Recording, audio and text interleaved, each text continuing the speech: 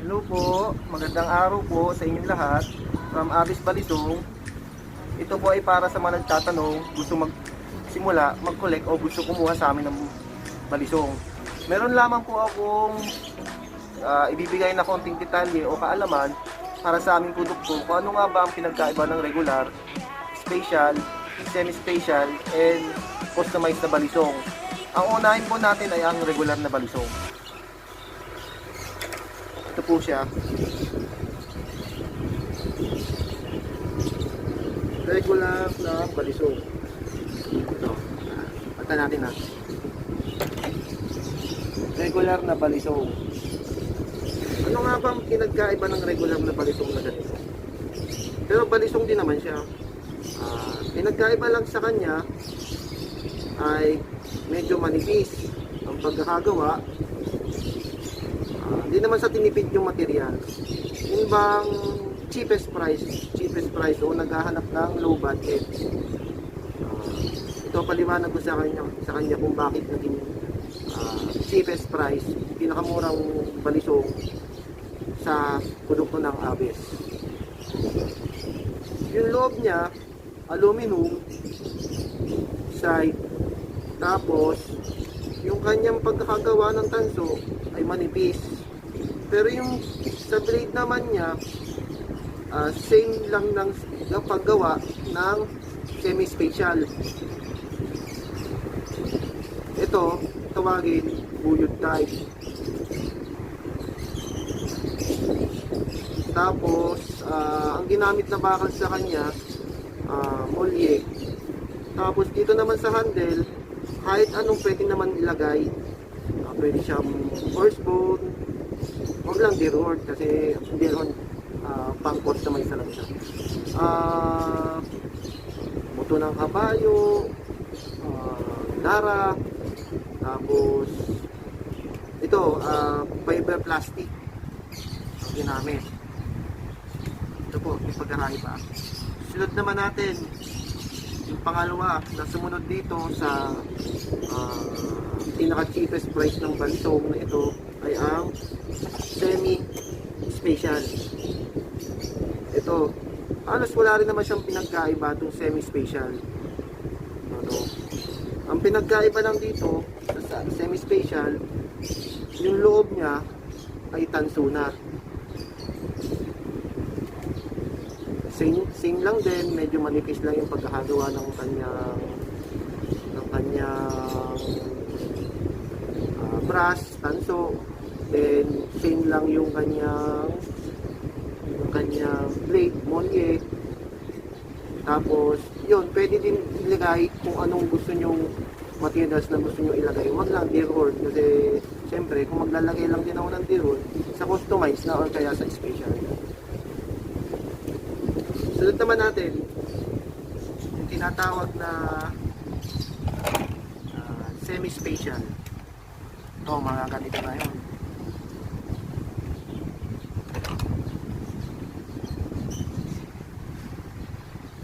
Special type pala, sorry. Correction. Special type na siya. Ito may mga special type.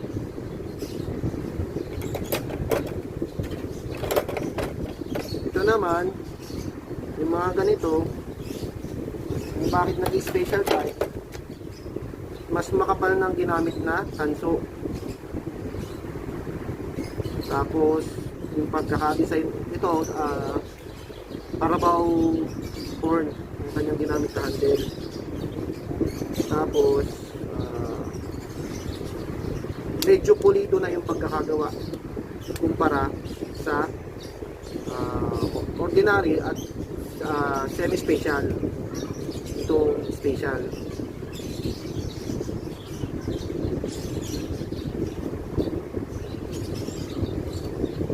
Then nakita ko na yung pagkakaiba ng sa semi-special ng stainless o aluminum. Ganito po siya.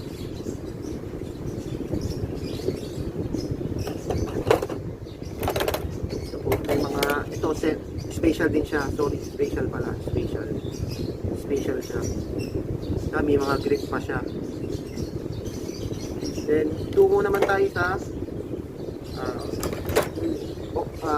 pasadya or customized na balisong. Customized balisong ay yung sinasabi na may mga customer na gustong magpa-customize ng design, yung design na gusto nila.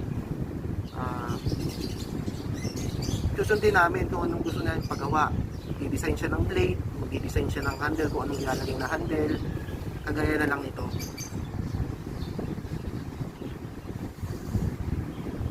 Lagyan pa ng engrave na pangalan. Ito naman, makapal ang ginamit na materials, like nito, makapal yung bolster na stainless na nakalagay dito sa handle. Tapos ito, Carabao horn, horse bone, Carabao horn na nilagyan ng mga design. Tapos yung blade niya is yung pinag-design na nung customer, kaya pa-customize pa sadya. Tapos yung kanyang loob naman pure brass, meron ding pure stainless, pero naman brass naman yung ganito, kagaya ng ganito. Tapos ang pinaka mahirap dito ay yung tawagin gulugod.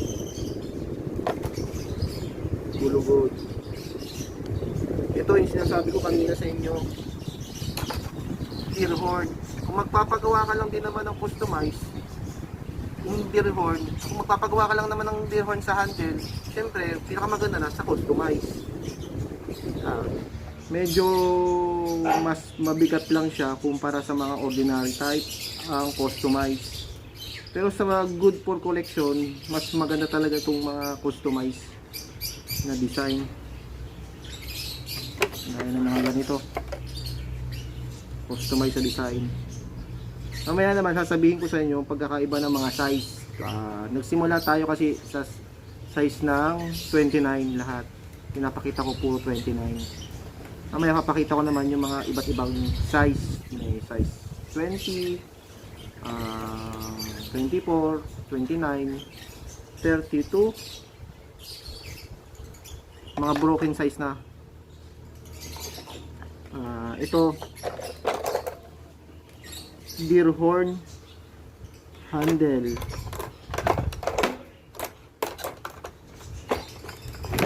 Ito yung mga deer horn handle natin. Ito kalimitan talaga itong mga deer horn na to nilalagay sa special at customize. Kasi nakapanghinayang naman kasi yung deer horn sobrang mahal niya, ilalagay mo lang sa ordinary. Siyempre kung papagawa ka na lang din ng balisong, ilagay mo na sa customize. Yun lang yung suggestion. Kakaiba naman pala ng ng bakal.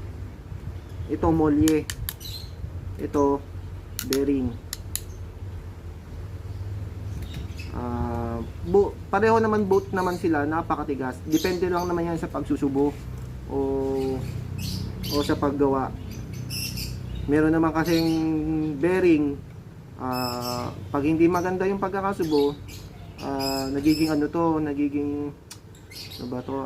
bumibitak, yung nagkakaroon ng lumulutong yung talim, hindi maganda yung pagkakasubo. Patulad din siya ng molye. Ganito yung sinasabi nilang bearing at molye. Ang mga bearing, yung sa mga housing bearing ng mga sasakyan. Ito naman yung molye, left spring ng mga jeep owner.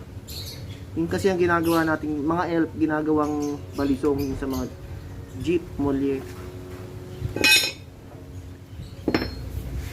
Tapos sa size naman, ito, ganito yung size ng 20, size ng 24. Ito meron namang size ng 24, manipes, slim type kung tawagin.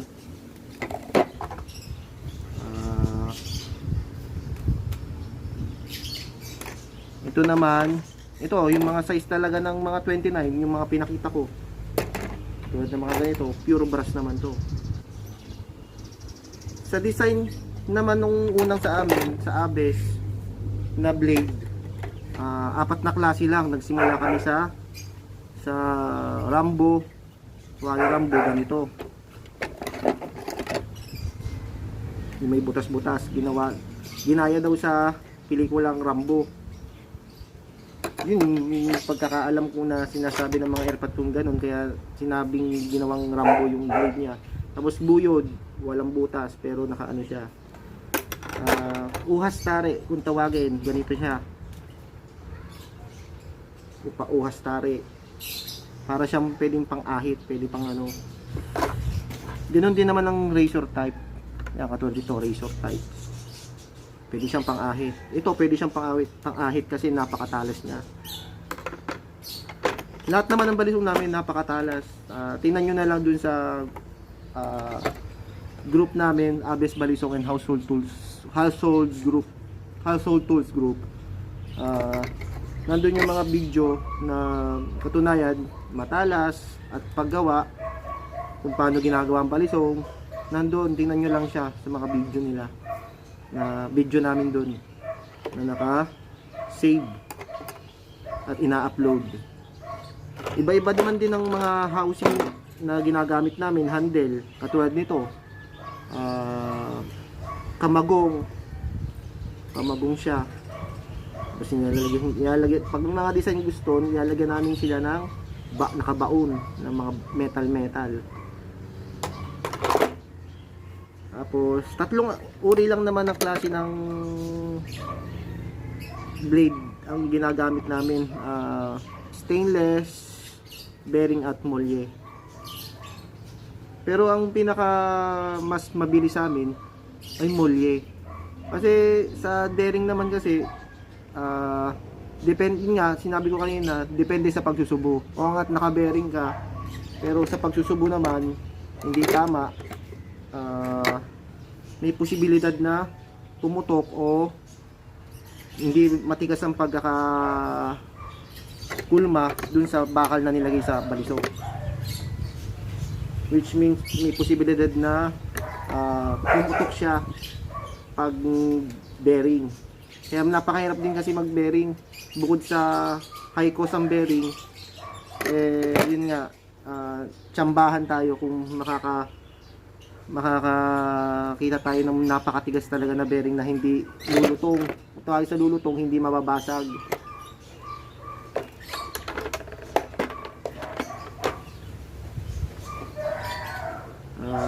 So doon na lang po ako nagtatapos. Sana may konting kaalaman po ako na ibigay sa inyo sa gustong mag-collect o bumili sa aming tindahan. Punta lang po kayo or message lang po kayo sa mga kapatid ko, utol ko. Nandiyan po si Ace Atienza, si Lenny Peña,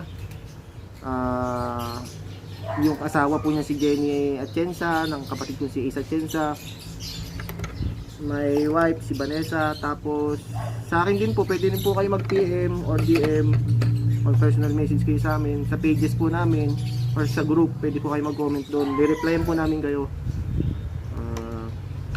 Alala po, be responsible lang po sa paggamit o pag-collect ng balisong. Ito po ay for collection only lang. Wala sanang makasakit o kaya be careful po kung may mga anak po kayo, itago nyo po siya ng ayos, huwag po pakalat-kalat. Tapos alagaan nyo po siya, alagaan nyo po yung mga balisong para hindi kalawangin. Yun lang po, be responsible na lang po. Salamat po, bye.